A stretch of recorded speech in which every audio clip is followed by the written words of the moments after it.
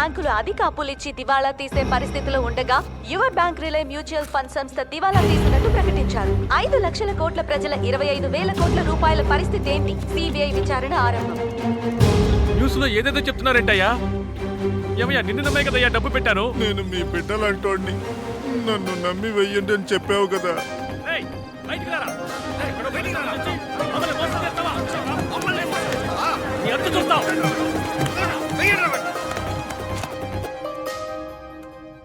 అవేం పట్టించుకోకుండా నీ పనేంటో నువ్వు చూసుకో. ఏంటి సార్ ఇంత తేలిగా చెప్తున్నారు? మన బ్యాంక్ జస్ట్ మ్యూచువల్ ఫండ్స్ లో పెట్టుబడి పెట్టమని రికమెండ్ చేసింది. మ్యూచువల్ ఫండ్స్ వాడు షేర్ మార్కెట్లో పెట్టాడు, లాస్ అయింది. మనమేం చేయగలం? వెళ్ళు బాబు, నీకు ఇవన్నీ అర్థం కావు. అర్థమయ్యేలా చెప్పండి సార్, లేదా పోలీసుల దగ్గరికి వెళ్తాను. ఆ? నువ్వు అందరి దగ్గర సంతకాలు తీసుకున్న పేపర్స్లో కంపెనీ నష్టపోతే డబ్బు తిరిగి రాదని రాస్తుంది. అది చదివి చూపించావా? అయితే ముందు నిన్నే లోపలికి తోయాల్సి వస్తుంది. 5 లక్షల మంది డబ్బు, 25,000 కోట్లు లాస్. ఇదంతా ఎలా జరిగిందని వెళ్ళి జనానికి చెప్తే అర్థం కాలేదని పోతూ ఉంటారు. డబ్బు అంటే ఏంటి, డాలర్ ఎందుకని వరల్డ్ రిజర్వ్ కరెన్సీ, ఎందులో పెట్టుబడి పెట్టాలి, ఎందులో అసలు పెట్టుబడే పెట్టకూడదు, దేనికి అప్పు తీసుకోవాలి, దేనికి అప్పు తీసుకోకూడదని ప్రజలే తెలుసుకోవాలి. వాళ్ళని వాళ్లే కాపాడుకోవాలి. మనమేం చేయగలం చెప్పు? అంతా టైం అనుకోవాల్సిందే, అంతే. నేను మీ బిడ్డలంటోడిని, నన్ను నమ్మి వెయ్యండి అని చెప్పావు కదా. వాళ్ళని వాళ్లే కాపాడుకోవాలి.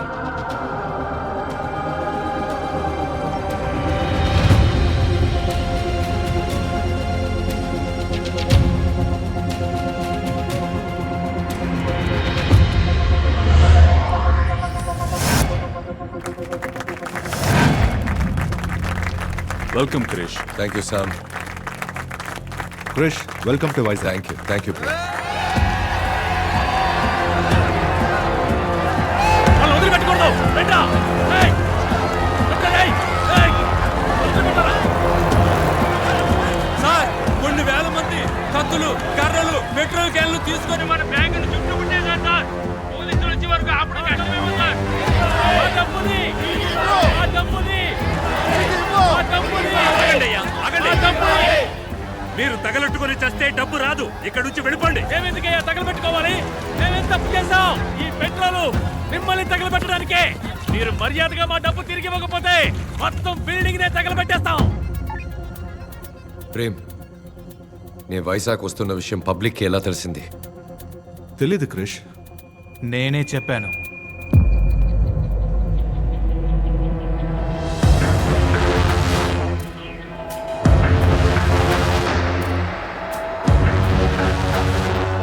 ఈ రోజు మీరు డబ్బు తిరిగి ఇవ్వకపోతే ఇక్కడి నుంచి ఒక్కరు కూడా ప్రాణాలతో బయటికి వెళ్ళలేరు.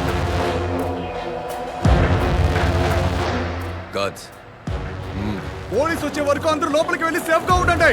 వెళ్ళండి.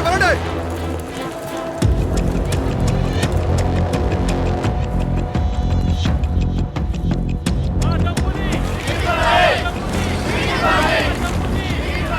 ఆ డబ్బుని. తప్పకుండా. కోర్టులో కేసు జరుగుతుంది. అది పూర్తయ్యాక మీ డబ్బు మీకు అందుతుంది. మేము చచ్చిన తర్వాతే ఆ కేసు పూర్తవుతుంది.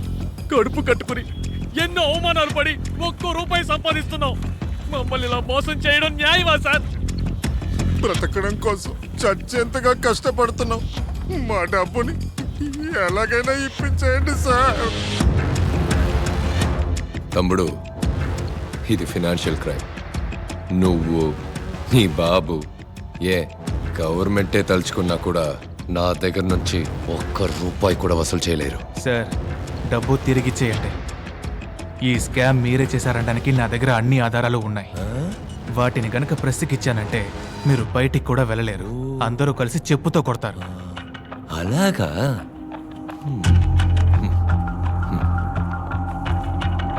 కొన్ని సంవత్సరాలకు ముందు ఒక క్రికెట్ టీం ఫ్రాడ్ చేసిందని బ్యాన్ చేశారు. జ్ఞాపకం ఉందా? దానికి దీనికి ఏంటి సార్ కనెక్షన్? ఉంది. ఆ క్రికెట్ టీం కొన్ని సంవత్సరాల తర్వాత మళ్ళీ ఆడడానికి వచ్చింది. అప్పుడు న్యాయంగా ప్రజలు ఏం చేసి ఉండాలి? మీ మీద మేము పెట్టుకున్న నమ్మకానికి ద్రోహం చేశారు. క్రికెట్కి కళంకం తెచ్చిపెట్టారని వాళ్లే రివర్స్ అయి ఉండాలి, తిట్టుండాలి. కానీ ప్రజలేం చేశారు? పాపం ఎన్నో గంటలు క్యూల నుంచుని బ్లాక్లో ఎన్నో వేలెచ్చి టికెట్లు కొన్నారు. పోరాడి పోలీసుల దగ్గర తన్నులు తిన్నారు. ఈ టీం కోసం ప్రాణాలు కూడా ఇస్తామన్నారు. దీని నుంచి ఏం అర్థమవుతోంది? పబ్లిక్కి మంచిది చెడ్డది, మంచోడు చెడ్డోడు వీటి గురించి ఏ దిగులు లేదు. అదే విధంగా వాళ్ళు నన్ను మర్చిపోతారు, నేను మోసం చేయడానికి రెడీ అవుతాను, ప్రజలు మోసపోవడానికి రెడీ అవుతారు.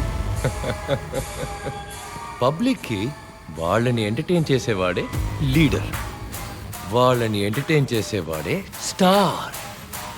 సలహాలు ఇచ్చేవాడు కాదు, నీలాగా నీతి న్యాయం మాట్లాడేవాడు కాదు. మనస్సాక్షి లేకుండా మాట్లాడకండి సార్.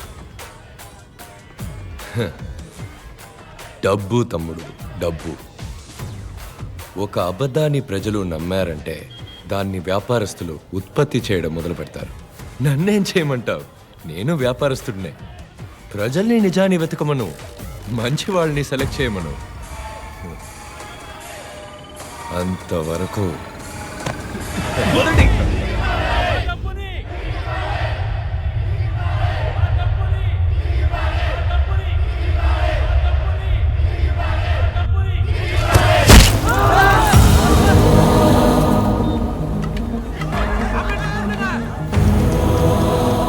పబ్లిక్ బిల్డింగ్ పగలకొట్టి లోపలికి వచ్చి మన యోర్ బ్యాంక్ స్టాఫ్ ని పైనుంచి కిందకి తోసేశారు. మీ ఫ్రెండ్ ఏసీ ఇంకా ఏం చేస్తున్నారు? లాఠీ చార్జ్! అందరూ ఇక్కడి నుంచి వెళ్ళిపోండి. వెళ్ళండి. వెళ్ళమంటే. వెళ్ళండి, వెళ్ళండి. రేయ్, అందరూ చేస్తారా? మోసం చేయాలని చూస్తారా? పోయేదయ్యా పెద్దలు. రేయ్, మీకేనయ్యా చెప్పండి. ఉండయ్యా, ఉండే. వెళ్ళండి, వెళ్ళండి.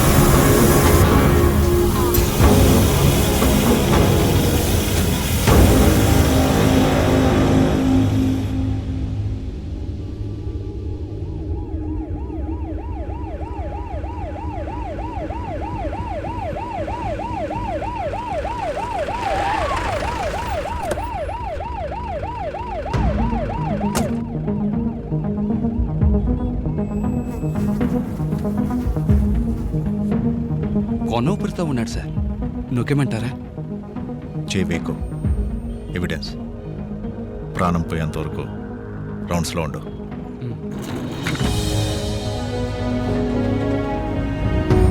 ఏడు అంతస్తు నుంచి పడిన చావరా నువ్వు.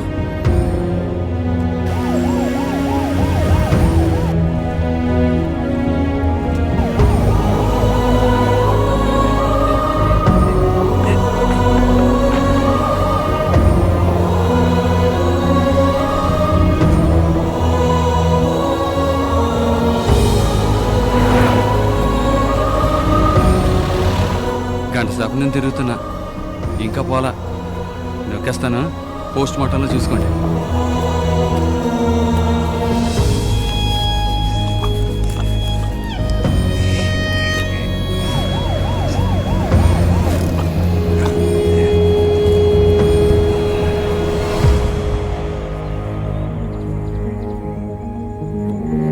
నేనేసి మాట్లాడుతున్నాను. మీ అబ్బాయి కెవిన్ ఆఫీస్ మేడ మీద నుంచి ఆత్మహత్య చేసుకున్నాడు.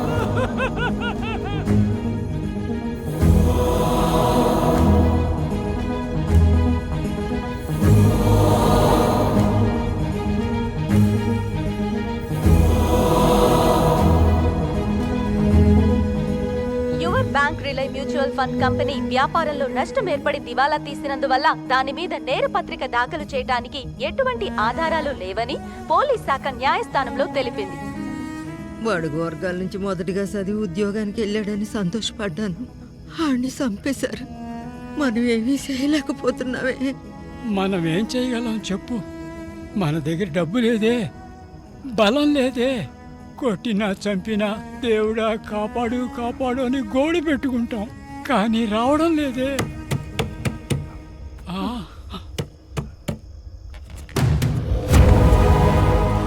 ఆయన పిలిచింది దేవుణ్ణి, కానీ దేవుడు పంపింది డెవిల్ని.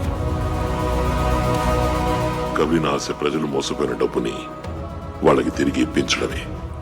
సో ఆ 25,000 కోట్లు ఎక్కడున్నాయని చైర్మన్ ని లైవ్ గా ఎంక్వైరీ చేయబోతున్నాం. కమిషనర్ సార్, ప్రెస్ తో పాటు ఆంటోనీని కూడా లోపలికి పంపించండి. ప్రెస్ వాళ్ళని లోపలికి రమ్మని డిమాండ్ చేస్తున్నాడు. నీ డిమాండ్ ఏంటి? 2 న్యూస్ ఛానల్స్ అన్ని లాస్లో నడుస్తున్నాయ్యా. వానర్లు వేరే గత్యంతరం లేక రన్ చేస్తున్నారు. సగం ఓకే, లిక్విడ్. సరే, ట్రై చేస్తా మరి. ఏంటి సార్ 1,00,000 అడుగుతున్నాడు, మీరు ఒప్పేసుకున్నారు? ప్రభా, ఒకడేం చేస్తున్నావు నువ్వు? అడిగితే సీనియర్ గీనియర్ అని కథలు చెప్తావు. నిన్నొచ్చిన అబ్బాయి బెస్ట్ ఎంప్లాయీ అవార్డు తీసుకోబోతున్నాడు. 1000 రూపాయలు ఇంక్రిమెంట్ కూడా. అక్కడ ఎవరి వెనక తిరుగుతున్నావు? ఓ మెయిన్ సోర్స్తో మాట్లాడుతున్నాను మేడం.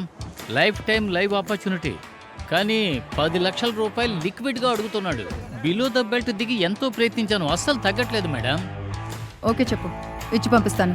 Okay madam. నీ 1000 రూపాయల ఇంక్రిమెంట్తో నేను 4 గేసుకోనా? Bloody fool. హయ్యర్ పోస్టులు మొత్తం అంతటా ఇలాంటి మేధావుల్ని వెతికి మరీ తీసుకొచ్చి కూర్చోబెడుతున్నారు. చావని ప్రజలు చావని. నేను కొన్నాళ్ల వరకు ఏ హయ్యర్ పోస్ట్కి వెళ్ళాలనుకోవట్లేదు. ఏంట్రా లుక్, 1000 రూపాయల ఇంక్రిమెంట్, 10 ఏళ్ళ లిక్విడ్ వస్తుంది, తీసుకుని ఉంచు. అయినా మనిషికి ఇంత స్వార్థం ఎందుకు సార్? అదా బెస్ట్ ఎంప్లాయీ. స్వార్థంగా ఉన్నందువల్లే వాడు అసలు మనిషి అయ్యాడు. నేను బాత్రూమ్కి వెళ్ళేటప్పుడు ఓ గ్లాస్ తీసుకునిరా. ప్రభా, కొద్దో గొప్ప కంటెంట్ ఉంటే మా మొహాన్ని కొట్టచ్చుగా. బ్యాంకు ముందు సెల్ఫీ దిగి మీ ఛానల్ ట్విట్టర్ అకౌంట్లో పెట్టు. ట్రెండ్ అవుతుంది. ట్విట్టర్ వాడైనా సంపాదించుకుంటాడు. చూస్తున్నాను, చెప్పు. సార్, లైవ్ ఎలాగైనా కట్ చేయమని చెప్పి చైర్మన్ని కాపాడండి సార్. 15% కమిషన్ తీసుకోవడానికే తలపురాణం తోక్కొస్తోంది. మీరు అంత తేలిగ్గా 25,000 కోట్లు ఎలా కొట్టేశారా? మా బాబు చదువుకోమన్నప్పుడే విని ఉండాలి. సారీ నాన్న. బిఏ అమౌంట్లో సగం కావాలి, లేదా మీరే చూసుకోండి. నేను మీకు తప్పకుండా ఇప్పిస్తాను సార్, కాపాడండి ప్లీజ్. నాన్నగారు చదువా పవర్ అని అడుగుతారు కదా సార్. ఏం కమిషనరు, ఏంటి ఈజీపీ సెంట్రల్ మినిస్టర్ ఫోన్ చేస్తే తీవా? ఈ లైవ్ రాకూడదు. పోలీసులు లోనకు పంపు, ఆ నెత్తుకొచ్చి. సారీ సార్, ప్రజల ప్రాణాలకు ఆపద వస్తుంది. చెప్పింది చెయ్యి, నేను చూసుకుంటాలే. మీరు చెప్పింది అలాగే టైప్ చేసి ఓ సంతకం పెట్టి పంపండి. పోలీసులు లోపలికి పంపిస్తాను. జీ, విన్నారా? ఏం చేయమంటారు? ఎప్పుడు చేసేదే. మరి చేసేద్దామా? ప్రభా, ఈ పని చేస్తే 2 కోట్లు ఇస్తాను. సో మచ్, అర్థమైందా? సార్ ఎంత అన్నారు? 2 కోట్ల రూపాయలు. 2 కోట్ల? Yes, please help. డన్. ఏ ప్రభా, 10 నిమిషాల్లో లోపలికి వెళ్ళాలి. నువ్వు కెమెరా. నేనెందుకు లోపలికి? వెళ్ళాలి. మా సార్ లోపలికి వెళ్తే దుమ్ము దులిపేస్తారు. No doubt. వెళ్ళండి బెస్ట్ ఎంప్లాయీ. ఏం మాట్లాడుతున్నావు? నేను లోపలికి వెళ్తే ఛానల్కి న్యూస్ ఓడిస్తాడు. మీరు వెళ్ళండి.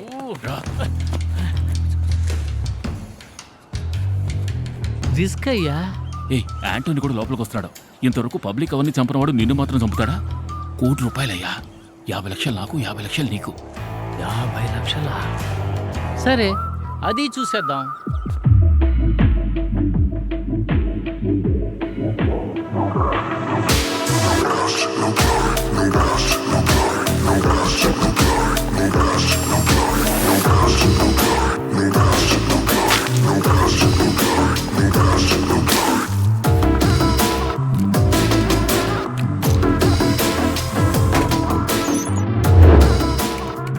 ఎందుకు అందరినీ ఇలా కూర్చోపెట్టావు? ఏదైనా సరే అగ్రిమెంట్లో సైన్ చేసి మాట్లాడుకుందాం. దానికి సంబంధించిన అగ్రిమెంట్ ఇది. చదివి సంతకం పెట్టండి.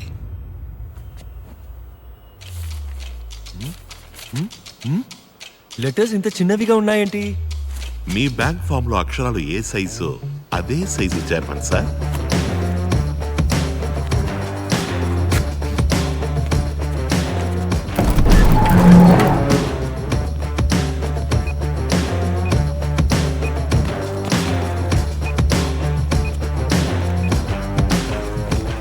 ఏంటి ఆంటనీ, బయట మన ప్లాన్ ప్రకారం అంతా పక్కాగా జరుగుతుందా?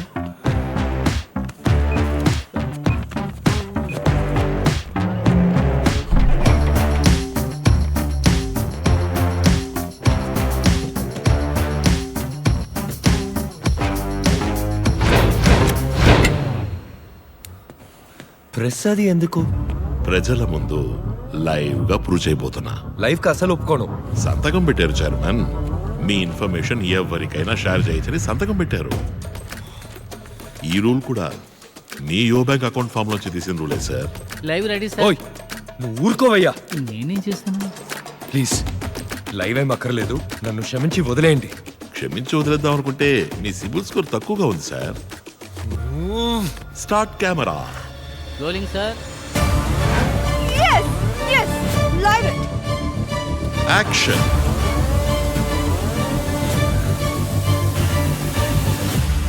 నీ మ్యూచువల్ ఫండ్ లో ప్రజలు పెట్టుబడి పెట్టిన 25,000 కోట్లు ఎక్కడా? దానికి నా బ్యాంకుకి సంబంధమే లేదు సార్. ఫామ్ మీద మీ బ్యాంక్ పేరు రాస్తుంది, యో బ్యాంక్ రిలై మ్యూచువల్ ఫండ్ అని. అందులో మా షేర్ 40%, మిగతా 60% వాళ్ళది. సార్ పోనీ నేను అర్థమయ్యేలా చెప్పనా? ప్లీజ్ సార్, మా కంపెనీ మ్యూచువల్ ఫండ్ కంపెనీ అన్నదమ్ములు లాంటివి. తమ్ముడు తప్పు చేస్తే అన్నేం చేస్తాడు పాప? నా తమ్ముడు తప్పు చేస్తే ఇలాగే కొట్టి మరీ అడుగుతా. ఉదాహరణ తప్పు చెప్పాను, క్లియర్గా అర్థమయ్యేలా ఇంకో ఉదాహరణ చెప్తాను. జీవితంలో పైకొస్తాడని ఓ పిల్లాన్ని దత్తత తీసుకుంటావు, వాడు బేవర్స్ అయితే మనం ఏం చేస్తాం చెప్పండి? సరిగ్గా పెంచడం తెలియనప్పుడు ఎందుకు నా దత్తత తీసుకోవడం? ఉదాహరణలే వద్దు సార్, తిన్నగా విషయానికి వస్తాను. మాకు 40% లాసేగా. అప్పుడు ముందు నువ్వేగా అడిగుండాలి. మీరే మాట్లాడుకోండి. సి, వైలెన్స్ తప్పు, చేయి చేసుకోకూడదు. కరెక్ట్ గా సమాధానం చెప్పలేదంటే కొట్టచ్చని అగ్రిమెంట్ లో ఉంది, సంతకం పెట్టారు. చెప్పండి, డబ్బు ఎక్కడా? నీ చెప్పేది అర్థం కావట్లేదా? నేను మీలాగా లాస్ అయిన వాడినే. నన్ను అడిగితే ఎలా చెప్పను? అయితే మరి ఎవరిని అడగాలి? ఆ మ్యూచువల్ ఫండ్ చైర్మన్ హర్షాని కదా అడగాలి. ఓ, ఆయన అడగాలన్నమాట. అప్పుడు mutual fund company owner Harsha ఎక్కడున్నా సరే షోకి రావాలి. వెళ్దామా సార్? కిడ్నాప్ చేసి వెళ్తామని అడుగుతావా?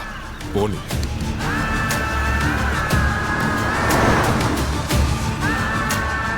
తర్వాత చైర్మన్ వచ్చే వరకు చిన్న విరామం తీసుకుందాం. Stay tune. శంకర్, వరదాన్ని చూసావా? అసలే వడ్డీ ఎలా కట్టాలని ఆలోచిస్తుంటే వాడెక్కడ వీడెక్కడ నన్ను అడుగుతావేంటి? పోయా. చెప్పు శంకర్, డబ్బులు ఇస్తాను. విషయం కొంచెం పెద్దది. ఉదయం 4 సహాయం పోటీ తీసుకుని లోనికి వెళ్ళాడు సార్.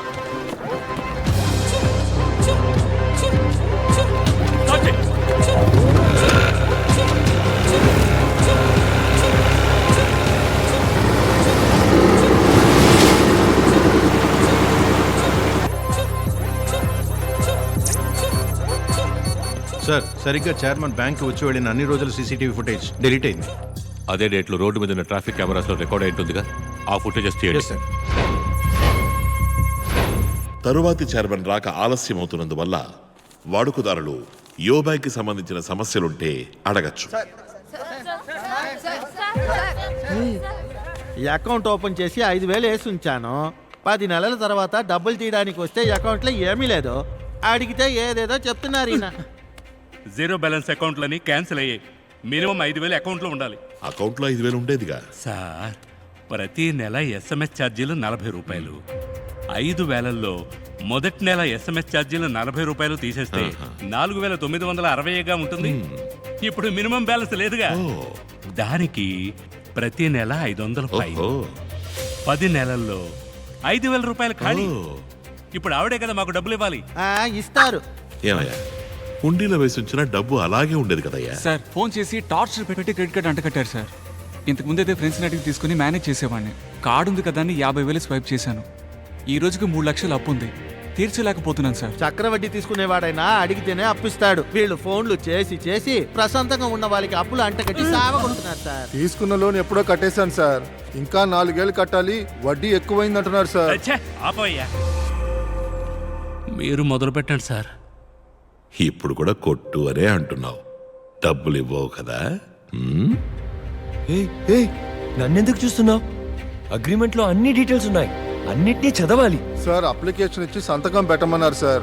సంతకం పెట్టాను, అందులో ఏం రాసిందో నాకేం తెలుసు ఈయన సార్. చదవకపోతే బ్యాంక్ ఎలా రెస్పాన్సిబుల్? ఇప్పుడు ఎందుకు కొట్టావు? హర్ష ఎందుకు ఇంకా రాలేదు? అయితే నన్నెందుకు కొడుతున్నావు? హర్ష ఇక్కడికి 15 నిమిషాల్లో రాకపోతే కొట్టచ్చు అని అగ్రిమెంట్ లో రాస్తుంది. చదివి చూపించండి మేనేజర్ సార్. నేను అది చదవలేదే. దానికి నేనెలా బాధ్యున్నవుతాను చెప్పండి? మీరే కదా చదివి సంతకం పెట్టుండాలి. రాసుంది సార్.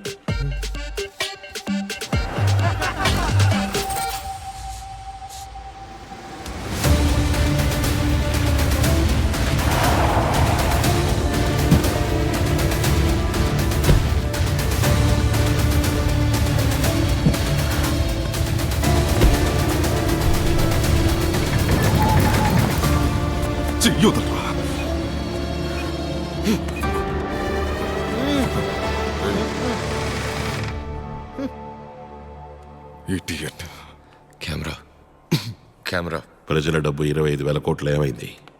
ఈయనకి కూడా 40% లాస్ అంట పాపం. యాంటో సార్, స్టేషన్లో దొంగను ఎలా విచారిస్తారు? కొట్టే సార్ విచారిస్తాం. ఇక్కడ మాత్రం ప్రశాంతంగా ఉన్నావు.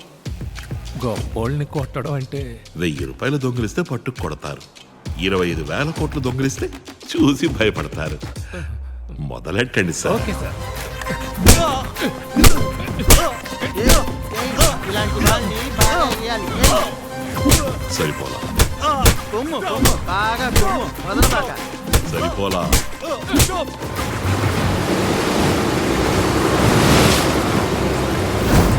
త్వరగా ఇంటర్నేషనల్ వాటర్లోకి పెడితే తప్పించుకోవచ్చు.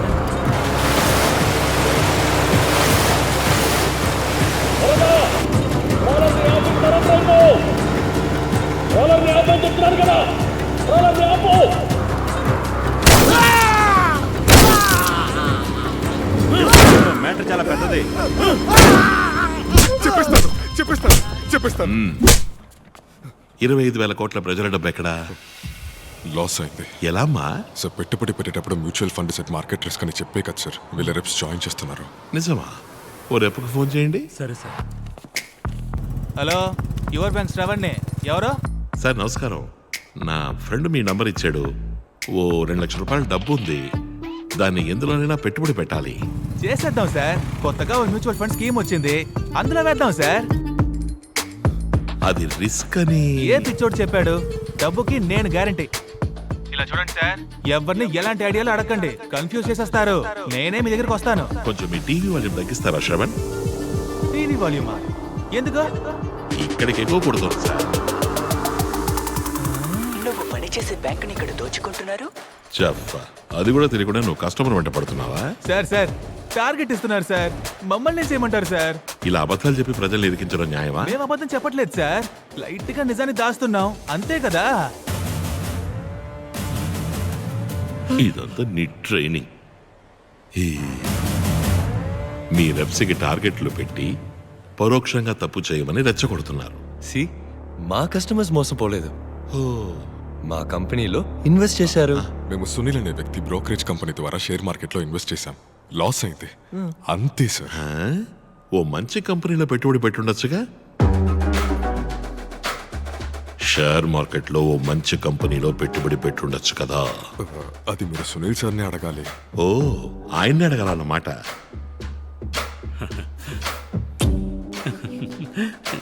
మిస్టర్ సునీల్ ఎక్కడున్నా షోకి రావాలి. హలో, ఆయన ఇండియాలో లేరు, ఆయన మొరీషియస్ లో ఉన్నారు. కాదే, పక్కనే ఉన్న గ్యాస్ స్టేషన్ లో కార్ డిక్కీలో పడుకుని ఉండడం చూసేనే.